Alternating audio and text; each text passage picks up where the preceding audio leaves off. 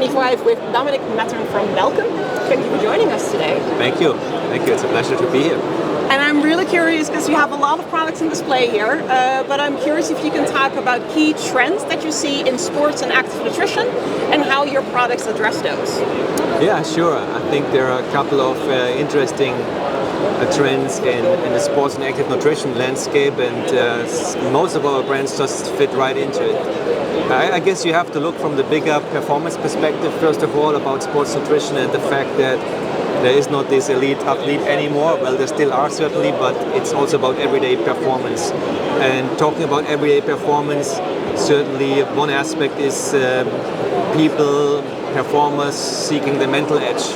Talking about cognition, energy and focus is certainly something that is quite a big thing. And our solution to this is the brand called VitaCholine, which is obviously a choline product that is a very important ingredient in terms of supplying neurotransmitters. So it's a precursor to the neurotransmitter acetylcholine, which is very important for mental performance, for clarity, for accuracy and reaction times. And at the same time, choline is an essential element and nutrient of every cell membrane, so including your brain cells. So that certainly is a big thing in sports nutrition. We see more and more brands in the pre-workout space or in the ready-to-mix power boosters that include choline and VitaCholine in their drinks and product preparations. Another trend, another key theme is in sports nutrition is also hydration. Always been around, like water is the basic hydration system, but certainly minerals play a key role here. But also the recovery space, which is connected to endurance and hydration. Our solution here is Opti-MSM, which is a sulfur providing compound of a very bioavailable organic component. And sulfur is a key component for glutathione, very important antioxidant system, which is great to support inflammation or combat inflammation. At the same time, it provides joint health and recovery. So that's maybe in the endurance field. And then it's about lean body mass and muscle health. Certainly protein, the big thing since the last, I would say, 25 years. It's a really growing category. And I think there's a bit of a commodification in the protein space. You certainly have the whey protein as the muscle protein. You have the plant protein as the more sustainable, holistic proteins. And you have collagen, which is the beauty protein, it's called. And what we see is that really brands look more into how can we even be a bit more sophisticated or add a little extra to the protein. You see signature flavors, right? Lately I saw a brand launching Chiquita banana flavor. But we also see brands incorporating minerals or nutrients like albumin minerals or vitamin K2 or MSM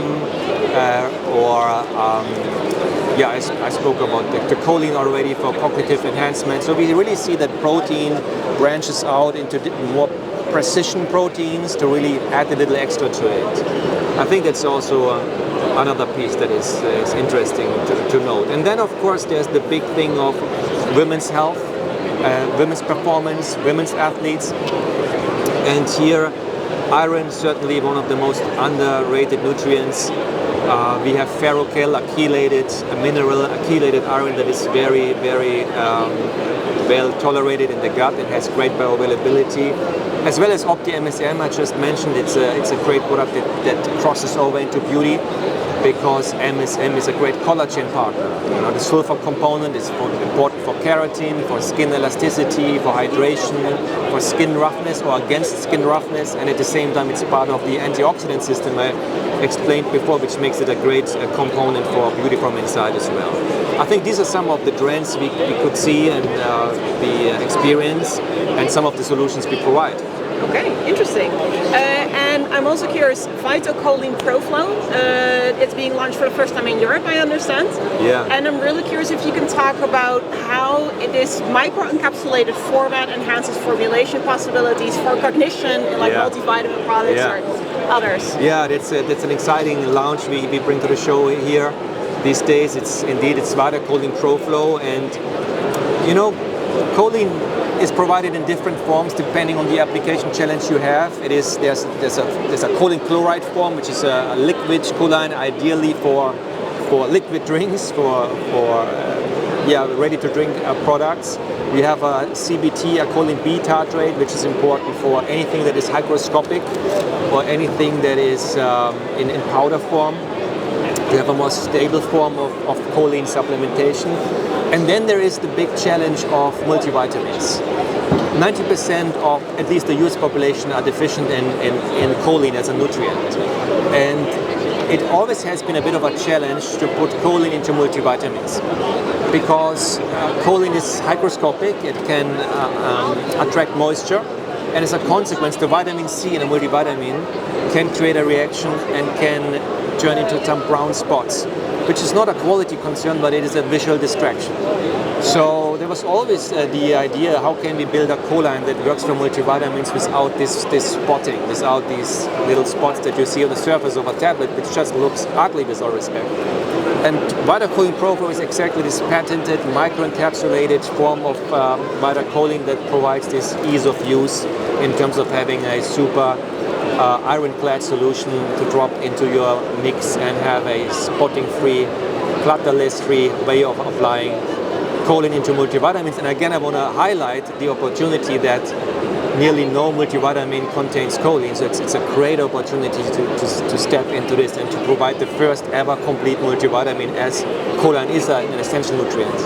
Awesome, interesting. And I'm also curious, as you mentioned delivery formats already before as well, what developments are you seeing in delivery formats, and how are you ensuring ingredient stability and bioavailability across these different applications?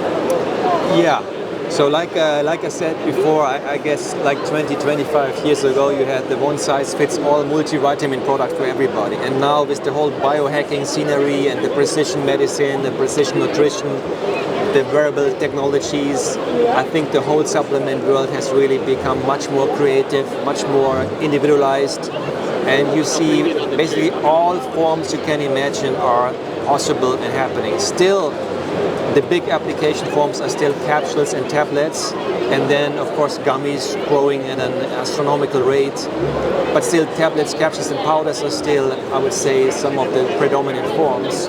But still on top of it you see some really exotic forms, like lately I saw magnesium topical patches that you can put for wellness, right, and overnight relaxation and sleep.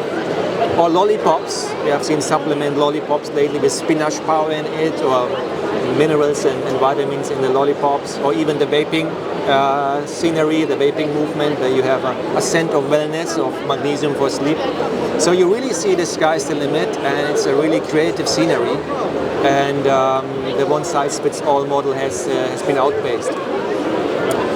And I still think that coming back to your question about the bioavailability and stability, which is a major important element of applying nutrients, that there also is not an easy answer to how can we make sure that you choose the best application, because it's always a mix of having multiple forms and salts and compounds for different applications. Meaning, we have a CBT form, like I said before, for choline, for powdered forms, hygroscopic salts. We have a liquid form for ready to drink. We have different forms for different salts with different challenges.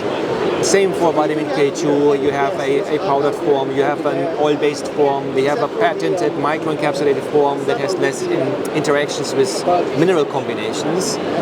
And for albumin minerals, we have different chelated forms, we have odor-free forms, we have buffered forms, different levels. So I think what I want to say here in a nutshell is, as a quality provider, you need to have a versatility for different applications, versatility of ingredients. The other aspect is it needs to come with technical counseling. So there is no perfect ingredient, right, that withstands all scenarios and all applications. So certainly it's important to consult our customers with some technical expertise, how to formulate, how to make sure it's stable, what packaging to choose, what form to choose, how do you have to protect from light, what is pH, what pH is to be selected. All of these aspects are really important to have a really efficacious dose at the end of the day for our consumers.